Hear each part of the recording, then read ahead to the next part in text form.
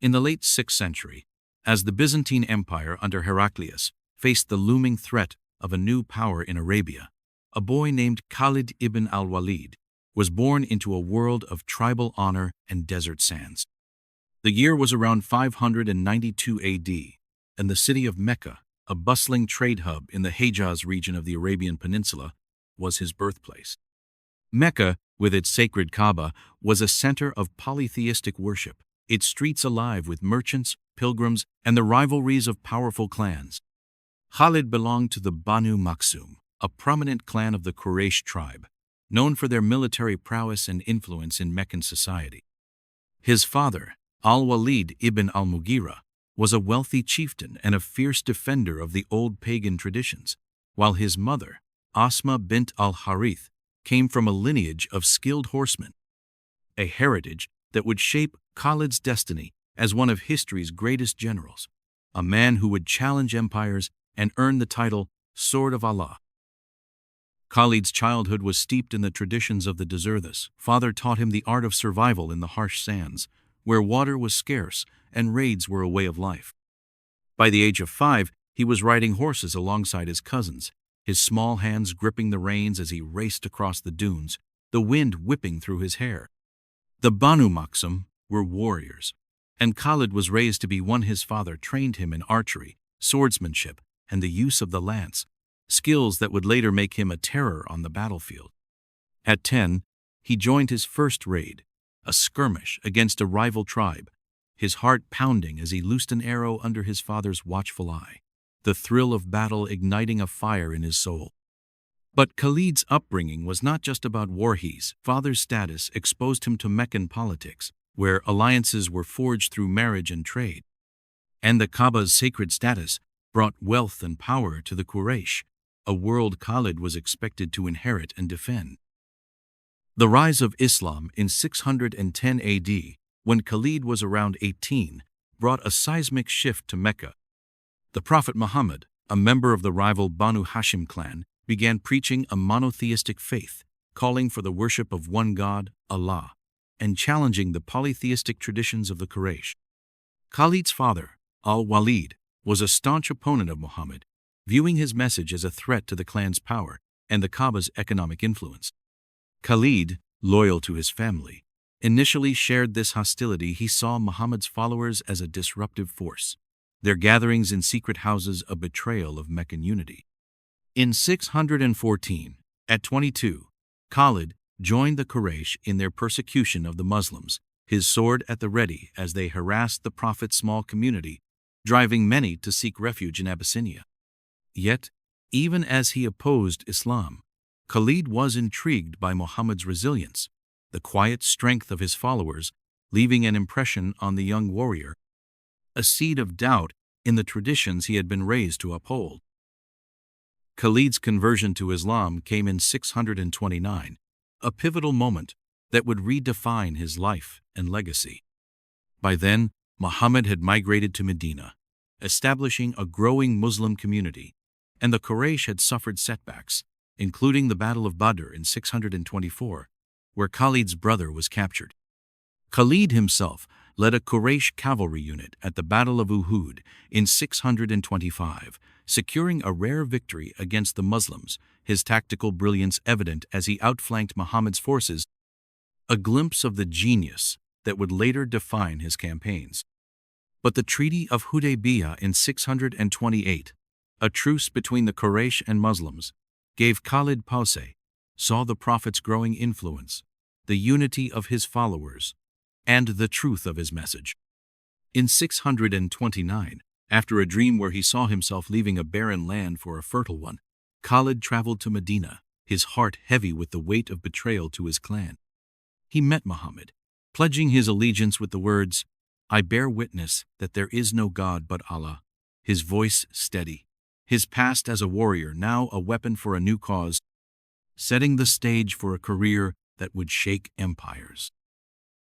In the spring of 629 AD, Khalid ibn al-Walid stood before the Prophet Muhammad in Medina, his sword still bearing the scars of his Quraysh past, his heart newly pledged to the faith he had once opposed. The young warrior from Mecca, raised among the sands of the Hejaz and trained by his father in the arts of war, had shed his tribal loyalties to embrace Islam. His conversion, a turning point that would transform him into a military legend. The city of Medina, a burgeoning Muslim community carved from the desert, buzzed with anticipation. Muhammad's mission was gaining ground, but enemies surrounded them. From the Quraysh in Mecca to the Byzantine and Sassanid frontiers. Khalid's skills, honed in the raids of his youth and the battles against Muhammad's early followers, were about to be unleashed in service of a new cause. His early victories under the Prophet, laying the foundation for a legacy that would shake empires, a legacy born from the courage and cunning he brought to the battlefield. Khalid's first test came mere months after his conversion, at the Battle of Mu'tah in September 629. The Muslims had sent a small force of 30 men, led by Zayd ibn Haritha, to punish the Sassanids, a Byzantine-allied Arab tribe, for the murder of an envoy. Khalid, newly arrived in Medina, joined as a commander, his presence a symbol of his commitment to the faith. The Sassanids, supported by Byzantine troops, ambushed the Muslims near the village of Mu'tah, their numbers swelling to 100, or so the chronicles claim, a testament to the odds stacked against the faithful. Zayd fell early, pierced by a spear, followed by Ja'far ibn Abi Talib and Abdullah ibn Rawaha, leaving the army leaderless. Khalid, stepping into the breach, took command with a calm that belied the Quraysh's experience at Uhud. Now a weapon, he reorganized the retreating troops, forming a defensive line with shields and spears.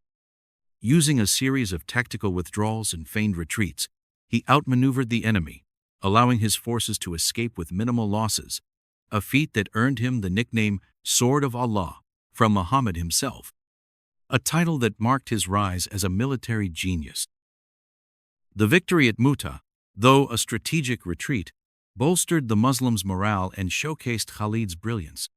Muhammad, recognizing his potential, began relying on him more, assigning him to lead raids against the Quraysh and their allies. In 630, Khalid commanded a force to Dhat al-Salasil, a watering hole contested by the Banu Sulaym tribe, his cavalry striking with precision, scattering the enemy and securing vital resources for Medina.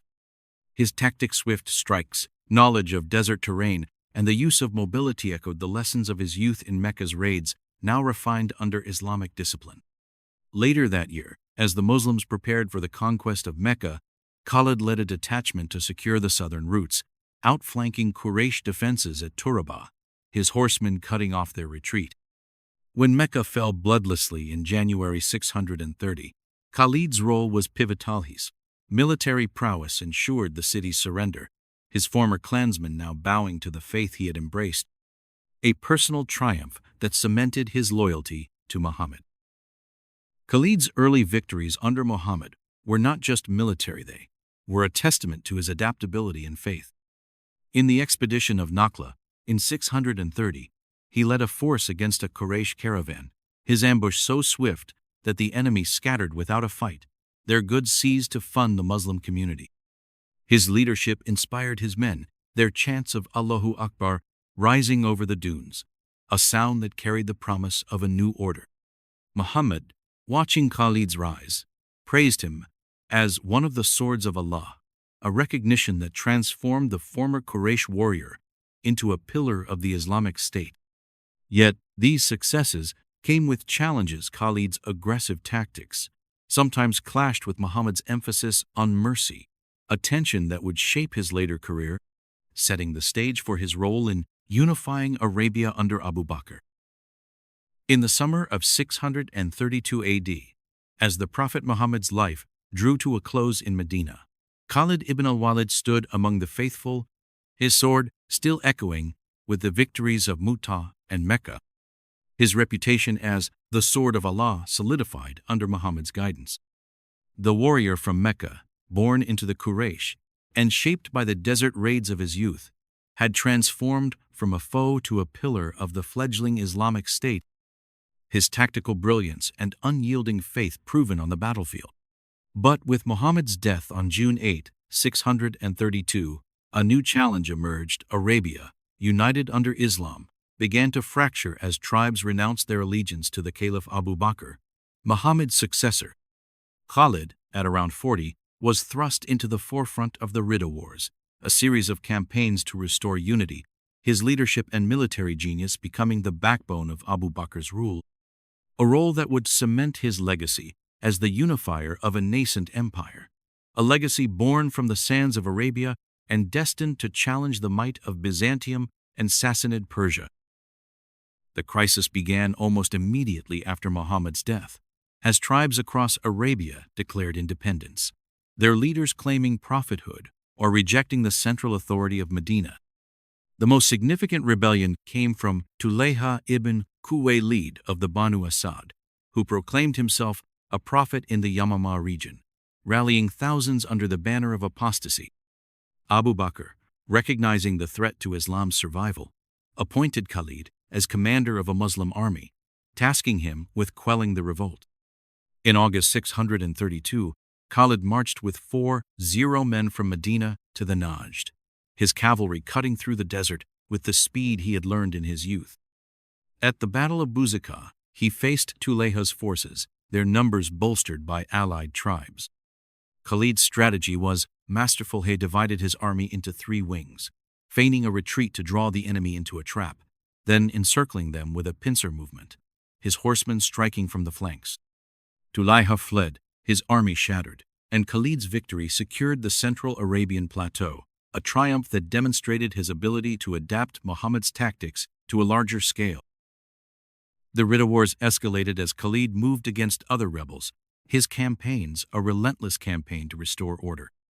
In late 632, he turned to the Banu Tamim, led by Malik ibn Nuwayra, whose refusal to pay the zakat tax had sparked outrage in Medina.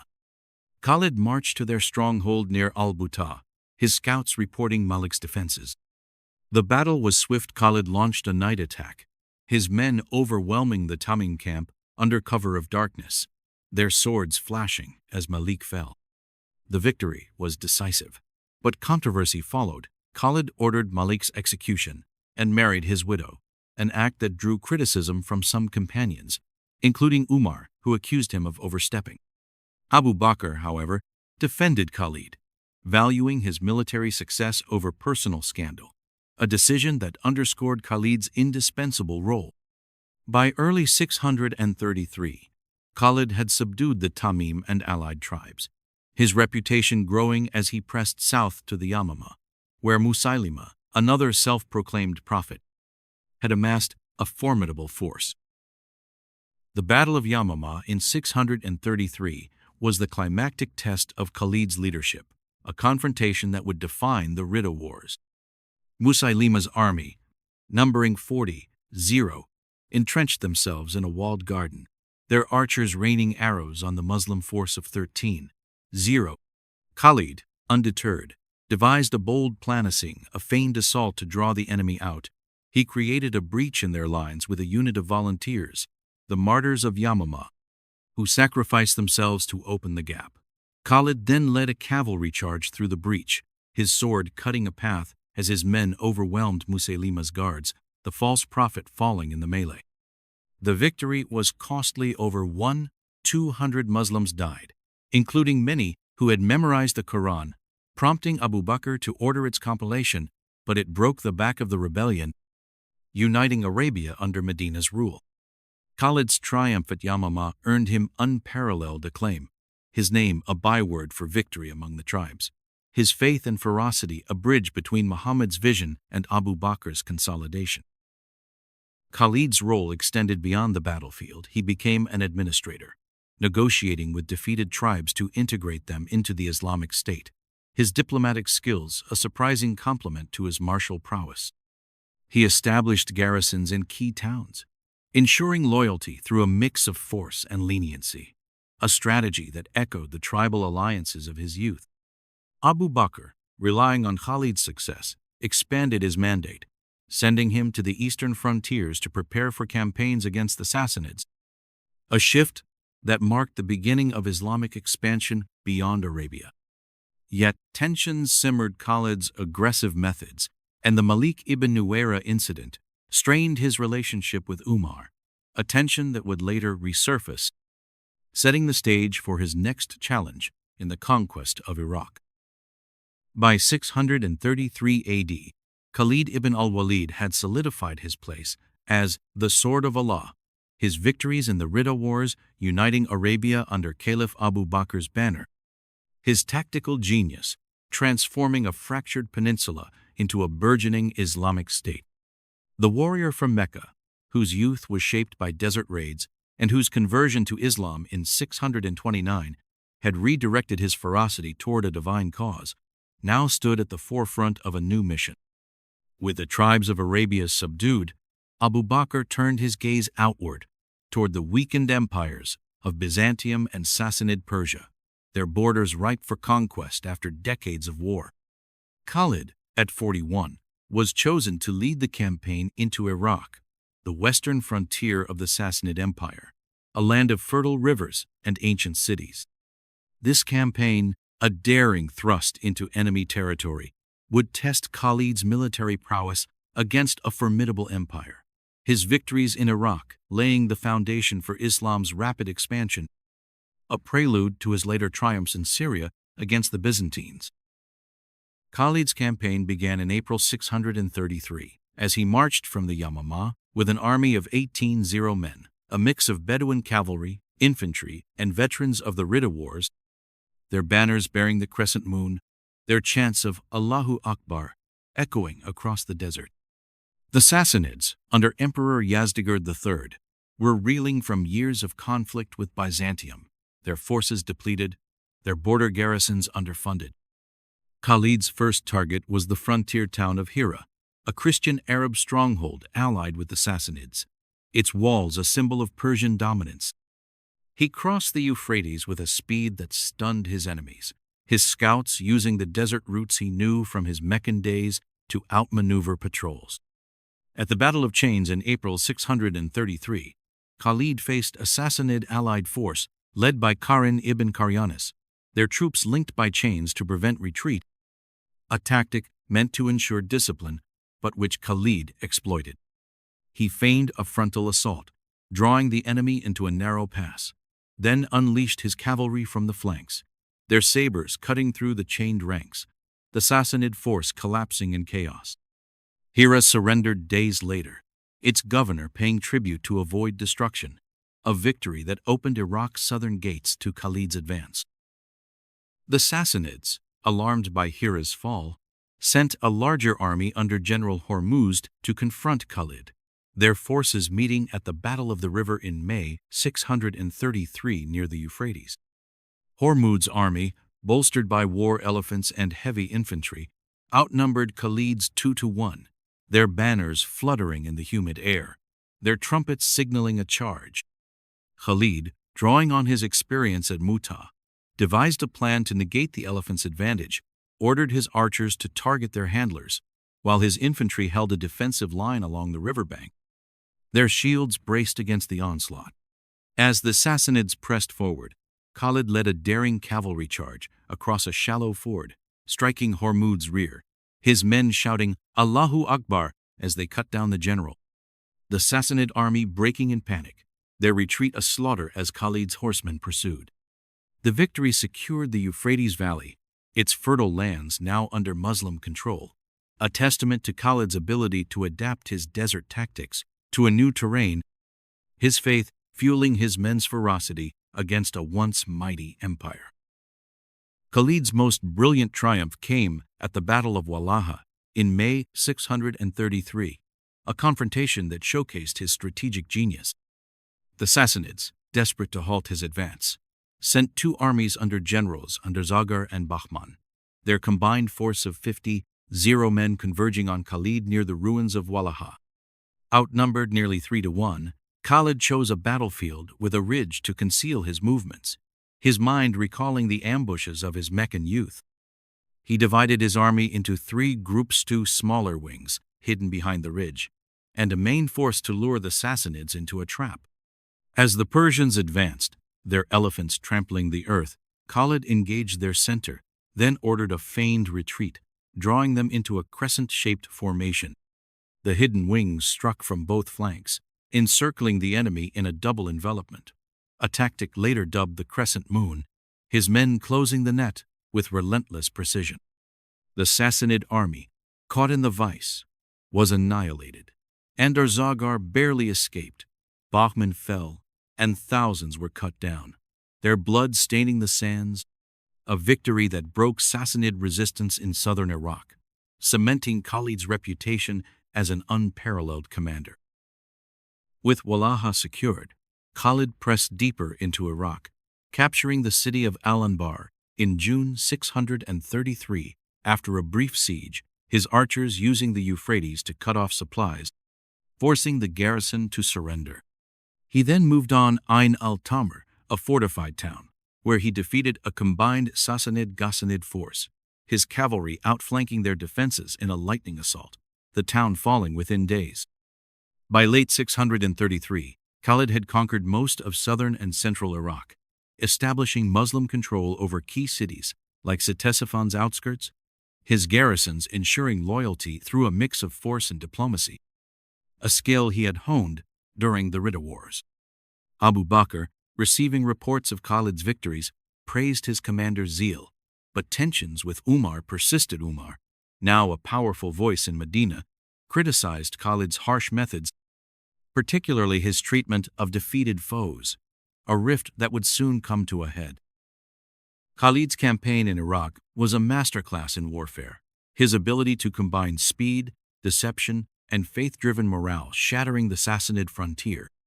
His victories a stepping stone for Islam's expansion into Syria, where he would face his greatest challenge yet against the Byzantines. By 634 AD, Khalid ibn al-Walid stood as the unassailable sword of Allah, his victories in Iraq against the Sassanids echoing across the Islamic world, his name a rallying cry for the faithful under Caliph Abu Bakr.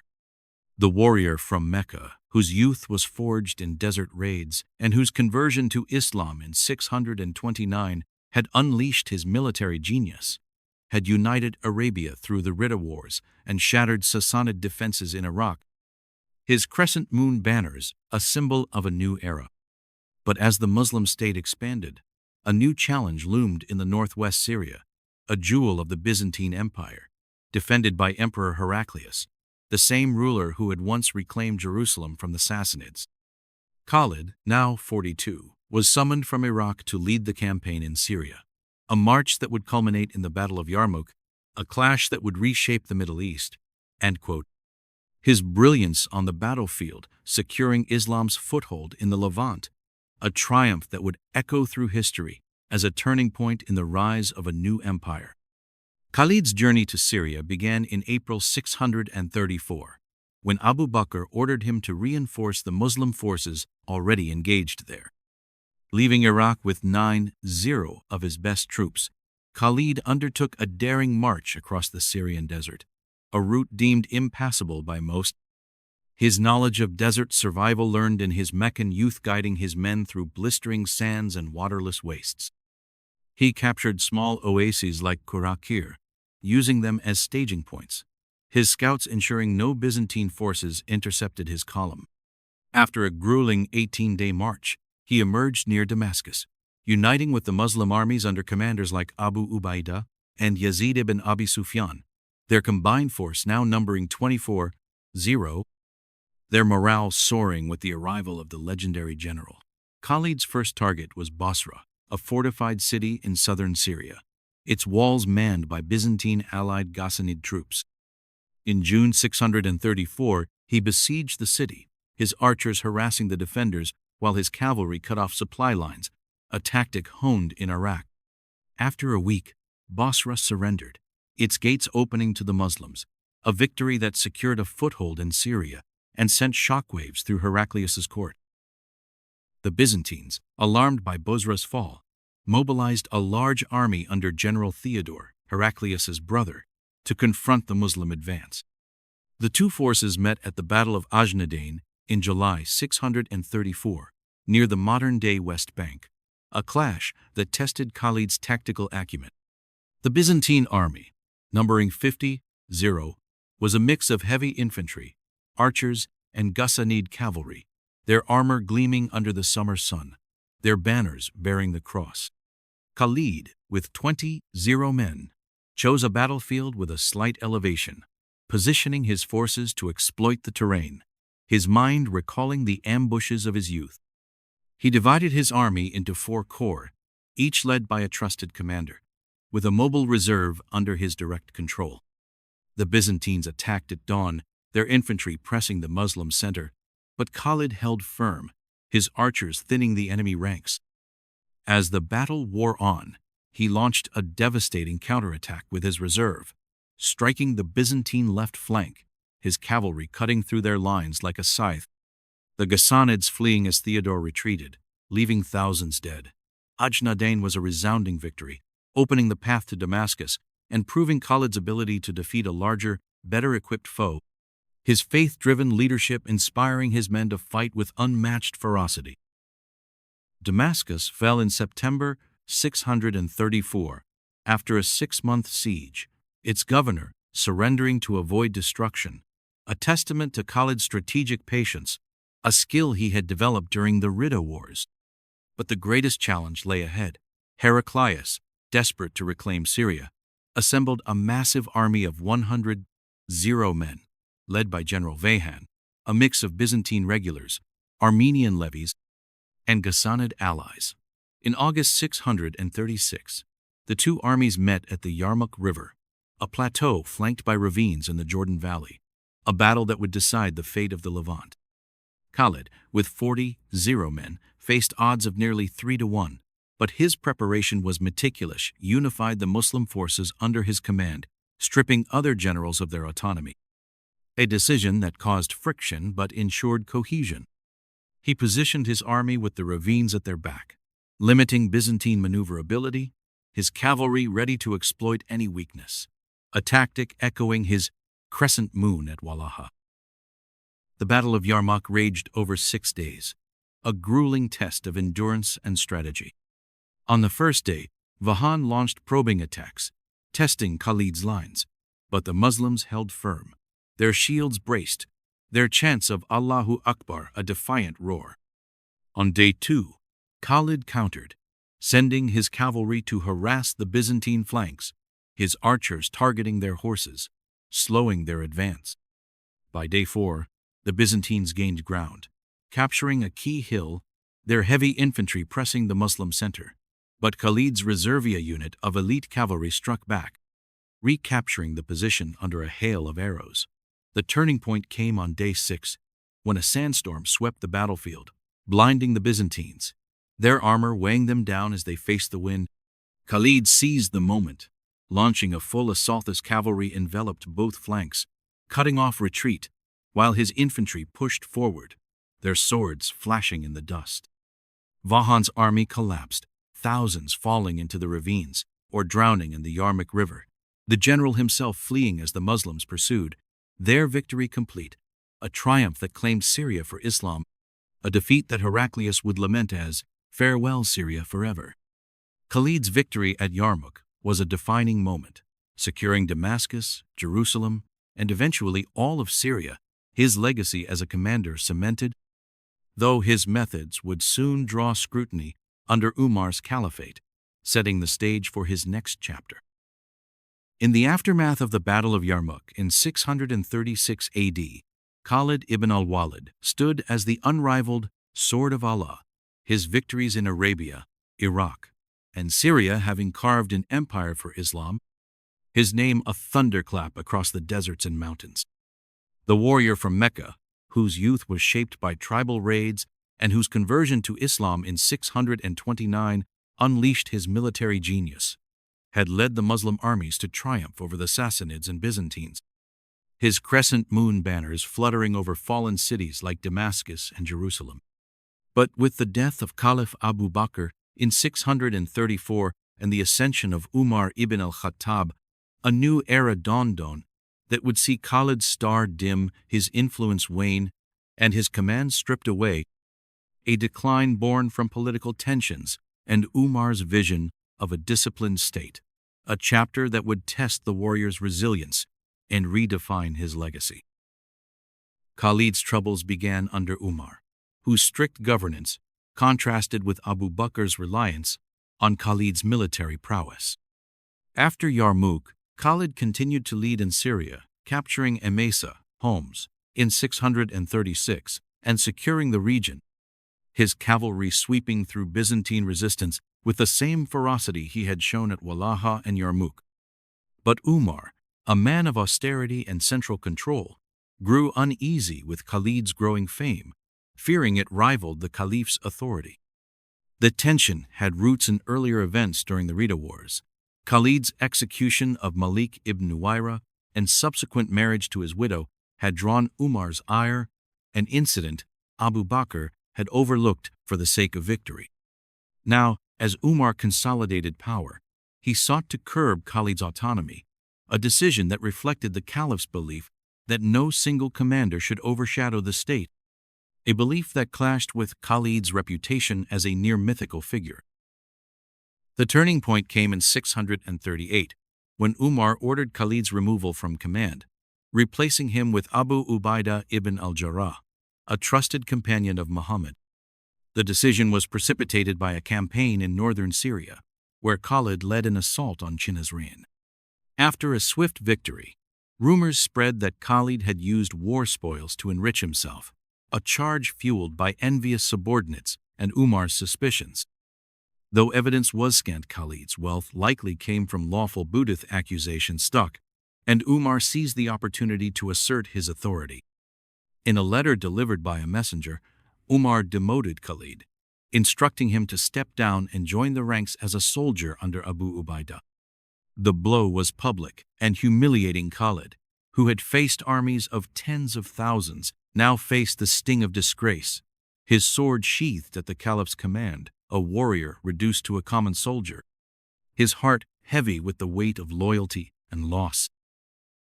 Khalid obeyed, his discipline a testament to his faith, though the demotion gnawed at him.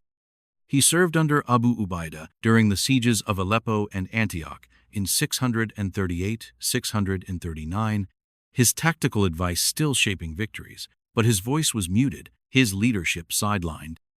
The physical toll of years of campaigning, decades of desert marches, battles from Mu'tah to Yarmouk began to show, his once robust frame weakening, his hands trembling as he gripped his sword, a shadow of the man who had outmaneuvered Heraclius. Umar's policy of distributing spoils equally and curbing commanders' power further diminished Khalid's influence. His wealth and fame now, a liability in a state focused on collective piety. Some companions whispered that Umar envied Khalid's glory, others that the caliph sought to prevent a military dynasty. But the result was the same. Khalid's military career waned, his name fading from the forefront of Islamic conquests. Yet Khalid's decline was not the end of his impact.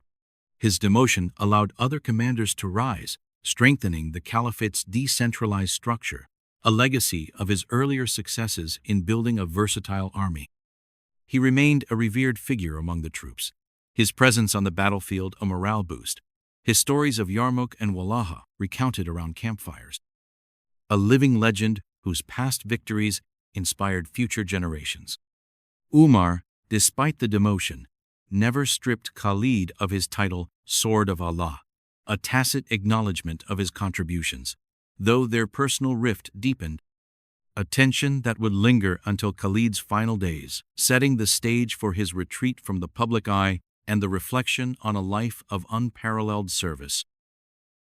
In the autumn of 642 AD, Khalid ibn al-Walid lay on a simple mat in the small town of Homs, his once mighty frame diminished by age and the scars of countless battles, his breath a faint whisper in the desert air.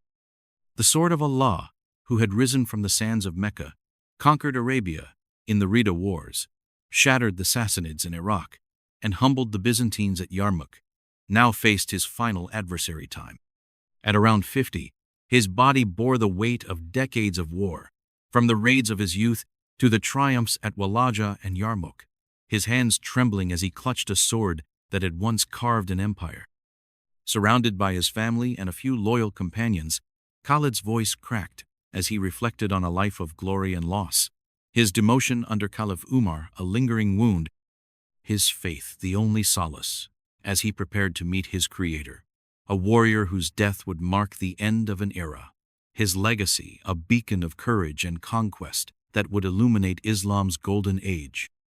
Khalid's decline had begun after his demotion in 638, his health deteriorating with each passing year, the relentless campaigns taking their toll. By 642, he had retired to Homs, a city he had conquered, its walls a reminder of his past victories. He suffered from rheumatism and a wasting illness, his once powerful limbs now frail, his eyes dimmed by the dust of 100 battlefields. On his deathbed, he spoke to his companions, his voice steady despite his pain. "I have sought martyrdom in 100 battles, yet death has eluded me in every one." The irony was bitter. Khalid, who had faced armies of tens of thousands, died not on the battlefield but in a quiet room, passing away on September 23, 642, his body laid to rest in Homs, unmarked by the grandeur he deserved, a humble end for a titan of war. His wife, Amina bint Abi Sufyan, mourned beside him, their children inheriting a legacy of faith and valor, a legacy that transcended his mortal frame. Khalid's death was a moment of reflection for the Islamic world, his life a testament to the power of belief and strategy. His military innovations, the crescent moon envelopment at Walaha, the feigned retreats at Yarmouk, became the foundation of Islamic warfare, studied by commanders for centuries. Their echoes heard in the campaigns of the Umayyads and Abbasids. His role in uniting Arabia under Abu Bakr during the Ridda Wars preserved the nascent caliphate. His conquests in Iraq and Syria, expanding Islam's borders to the Euphrates and Jordan, a bridge between the Arabian Peninsula and the wider world. Historians hail him as one of the greatest generals in history. His undefeated record, a marvel, Mu'tah, Buzaka, Yamama, Walaha, Yarmouk, all victories etched in the annals of time, a record unmatched by contemporaries like Heraclius or Khosrow II. Picture him charging at Yarmouk, his cavalry enveloping the Byzantine lines as a sandstorm raged, or leading the night assault at al-Buta, his sword flashing in the dark. See him standing atop the walls of Damascus, his banner raised high, or praying in the desert before Mu'tah, his faith unshakable. Khalid was no mere soldier, he was a force of nature, a man whose every strike shaped an empire, whose every prayer inspired a nation. His demotion under Umar, though a personal blow, ensured the caliphate's stability, his legacy outliving the politics that dimmed his career. The Muslim world remembers him as a symbol of jihad, his name invoked in mosques from Baghdad to Cordoba, his grave in Homs a pilgrimage site where warriors seek his blessing, a testament to a life of unparalleled service. Khalid's story calls us to rise, to fight for what we believe, to endure when all seems lost. Join us again, like, subscribe, and let his epic journey fuel your own quest for greatness.